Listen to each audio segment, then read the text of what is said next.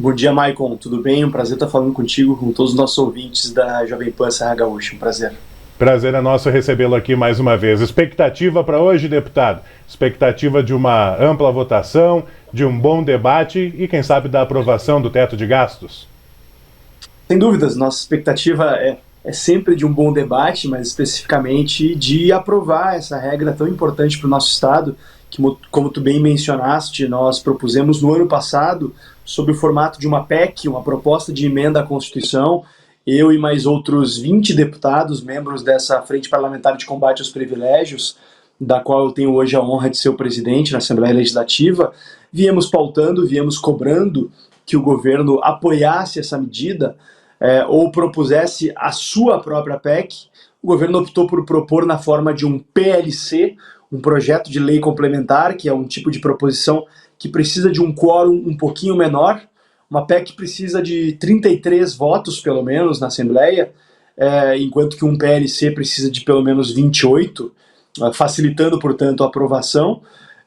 E acredito que teremos a aprovação, sim, desse projeto, e ele vai trazer algo bastante importante para o nosso Estado, que é um controle na forma como as despesas públicas crescem. E por que isso, né? Porque, historicamente, no nosso Estado, a única coisa que tem crescido nas nossas finanças públicas é quanto o Estado cobra do cidadão, quanto o Estado toma do bolso do cidadão via impostos. Foi isso que a gente vem vendo, e especialmente viu desde 2016, quando tivemos uma elevação na alíquota do ICMS.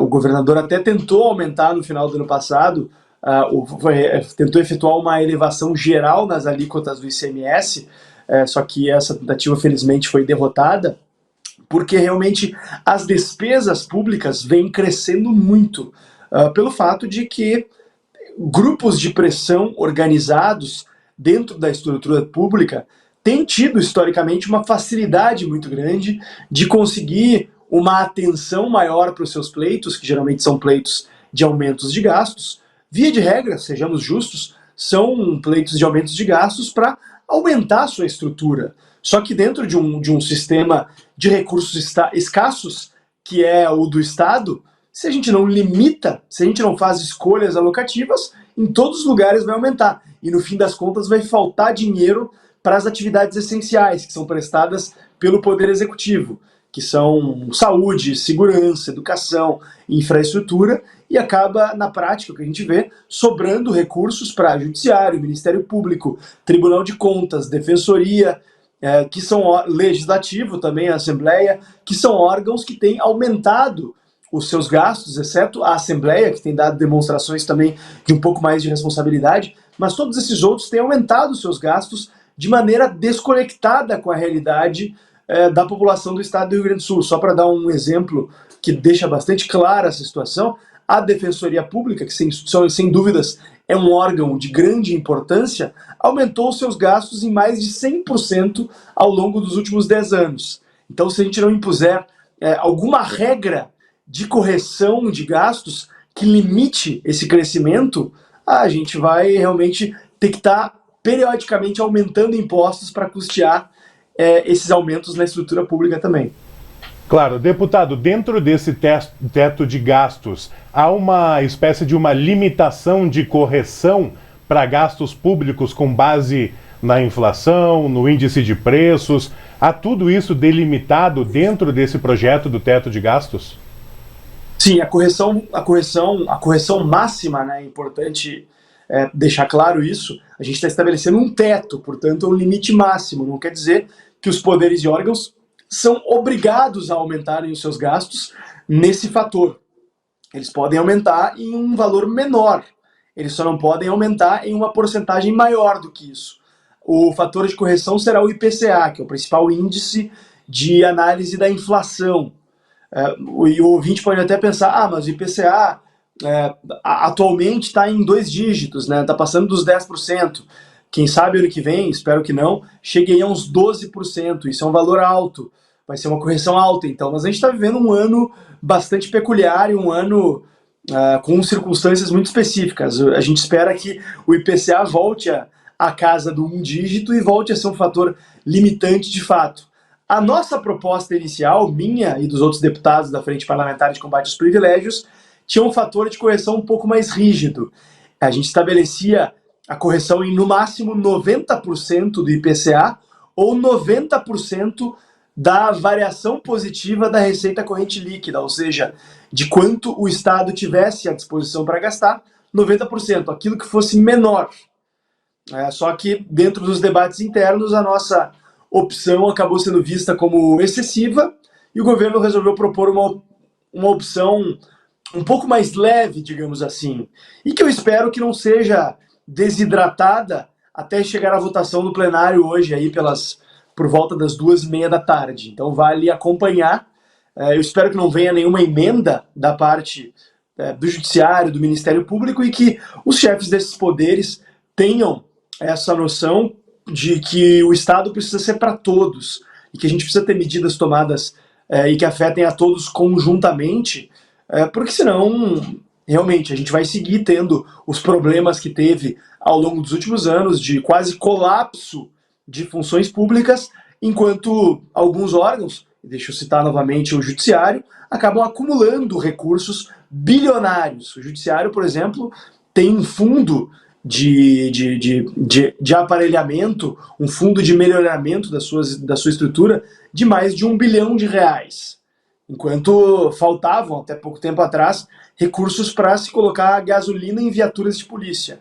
Então a gente precisa atacar essas disparidades para que o Estado do Rio Grande do Sul seja mais justo para todos, e não um Estado onde existe uma elite encastelada em circunstâncias de privilégio que vem sendo confrontadas pelos deputados da Frente Parlamentar de Combate aos Privilégios, e o resto da população, inclusive uma parte significativa de servidores públicos que recebem uma remuneração mais baixa e que tem uma dedicação muito grande ao nosso Estado, acabam vivendo numa situação, num patamar mais abaixo, né? Então a gente precisa de regras claras, justas para todos, para que a gente possa ter realmente um Estado justo para todos. Claro, para a gente deixar bem claro também, deputado, que considero importante esclarecer para quem nos acompanha, é que haverá uma espécie de uma separação, né? Por exemplo, do que é investido em educação, segurança nas estradas, do que é, por exemplo, uma renovação de frota de veículos oficiais do Estado,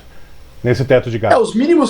Os mínimos constitucionais vão seguir tendo que ser cumpridos, né? E a gente não pode deixar que se caia naquele argumento que foi usado contra o teto de gastos em âmbito federal, que foi um debate bastante presente ali nos anos de 2016, 2017, que se dizia, não, vai se tirar dinheiro da saúde, da educação, por conta do teto. Na verdade não é isso, não é assim que funciona o teto, né? O teto basicamente estabelece que para que a gente possa ter condições de investir naquilo que é básico, a gente precisa limitar o crescimento do resto das despesas. E aí, dentro do teto, evidentemente, fica incluído as despesas com investimentos. Mas para que a gente possa investir nos investimentos, com o perdão da redundância, a gente precisa ter noção de que os recursos saem todos do mesmo lugar. Saem todos do Tesouro, saem todos ao fim e ao cabo, no âmbito estadual, de duas maneiras básicas, ou tributos pagos a um custo muito alto pelo cidadão, ou endividamento, que são medidas que a gente não quer ter que recorrer a nenhuma delas. Então a gente precisa fazer um equacionamento, seguir privatizando estatais ineficientes, revendo gastos desnecessários, cortando privilégios, fazendo uma revisão geral da estrutura do Estado e trabalhando para que a gente possa ter um Estado mais leve, mais enxuto, que custe menos para o cidadão. E aí a gente vai ter condições de investir, porque senão não adianta a gente achar que não, se eu não impuser um teto, eu vou poder seguir gastando. E porque o amanhã a gente vê como é que funciona. E essa é uma das grandes tragédias do nosso Estado, Michael. A gente não achou que o amanhã ia chegar. A gente achou que a gente ia poder seguir gastando e em algum momento a gente ia encontrar uma saída, uma solução. E o amanhã chegou, o amanhã é hoje. O que a gente vive, uma situação muito mais dura do que vivíamos no nosso Estado, com, como eu disse, um quase colapso de serviços públicos, um aumento significativo da violência nos últimos anos, uma diminuição na qualidade da educação, na prestação de serviços de saúde, que vai ser um tema que vai pressionar bastante os gestores públicos do nosso estado, porque somos um estado que já está num patamar de velhice mais avançado do que os outros estados, então, consequentemente, isso representa um desafio em termos de políticas públicas, com um recorte muito específico de atendimento à população mais idosa, e a gente precisa ter recursos para isso. Se a gente seguir permitindo que aqueles que vivem uma realidade paralela sigam gastando livremente e sigam aumentando seus gastos livremente, a gente não vai ter dinheiro para nada. A não ser, claro, para pagar salário, férias e auxílios variados de desembargador, procurador e deputados, né? Falando nesse auxílio que o senhor mencionou por último, só para a gente finalizar, deputado, lembro do auxílio saúde, né, para o judiciário, enfim, que inclusive a bancada do Novo foi a primeira a vir a público e expor toda essa situação aqui no Rio Grande do Sul, que foi aprovada pela Assembleia ali, o fim desse privilégio, né, desse auxílio. Já houve, ou há ainda, a expectativa de uma judicialização para que o judiciário possa ter e receber esse auxílio saúde? Bom, Michael, como tu bem lembraste, esse tema a gente veio se confrontando desde fevereiro desse ano, também por meio, não só da bancada do Partido Novo, mas por meio da atuação ativa da nossa Frente Parlamentar de Combate aos Privilégios. Só para contextualizar o nosso ouvinte, foi uma autoconcessão de um auxílio por parte do Judiciário, Ministério Público e Defensoria Pública de uma possibilidade de reembolso com gastos de saúde em até R$ 3.500 por mês para membros e servidores desses poderes e órgãos que eu citei, podendo chegar a um custo, se todos os servidores e membros efetivamente usassem esse reembolso, de mais de 500 milhões de reais, mais de R$500 bilhão. Obviamente a gente ficou indignado quando a gente ficou sabendo disso, porque na prática se tratava de um aumento salarial disfarçado e tomamos as medidas legislativas adequadas para isso. Sustamos a criação desses auxílios, já recebemos sinais de que buscarão, pelas vias judiciais, garantir essa concessão, mas, se necessário, também ingressaremos nas vias judiciais, ingressaremos com recursos para buscar barrar isso, porque é uma coisa que não tem o menor cabimento, né? Em meio a uma pandemia, em meio a uma crise econômica, boa parte da população gaúcha perdendo emprego, perdendo fonte de renda, diminuindo sua remuneração, muita gente perdendo entes queridos por conta da pandemia, e aqueles que já estão no topo do funcionalismo se autoconcedendo um aumento salarial disfarçado. Se eles querem aumento salarial, que proponham ao Poder Legislativo isso e que tramite. E deixa eu dar um exemplo. O Judiciário propôs ao Poder Legislativo um aumento no auxílio mudança dos juízes, né? Um aumento, na minha opinião, também absurdo. Mas pelo menos eles usaram a via adequada, que é a via legislativa, e não simplesmente se autoconcederam por via administrativa esse privilégio. Acredito que o auxílio mudança, inclusive, eu vou trabalhar para que ele seja derrubado, mas pelo menos ele está tramitando no Legislativo, que é o local adequado, que é o local onde o povo gaúcho é representado, e é o local que tem legitimidade para definir se faz sentido ou não se conceder esse aumento, se faz sentido ou não se criar novos auxílios, e assim por diante. Deputado Fábio Osterman, do Partido Novo, nosso convidado especial aqui da Jovem Pan desta terça-feira. Muito obrigado pela tua gentileza, deputado. Bom trabalho e uma ótima semana para o senhor. Obrigado, Michael. Sempre um prazer. Um grande abraço a todos e acompanhem as deliberações da Assembleia Legislativa, especialmente as dessa tarde, porque elas influenciam muito na vida dos gaúchos. Pode não parecer, mas todo o imposto que vocês pagam em cada produto consumido é resultado daquilo que a Assembleia Legislativa vota ou deixa de votar. Então, fiquem atentos. Grande abraço e até a próxima.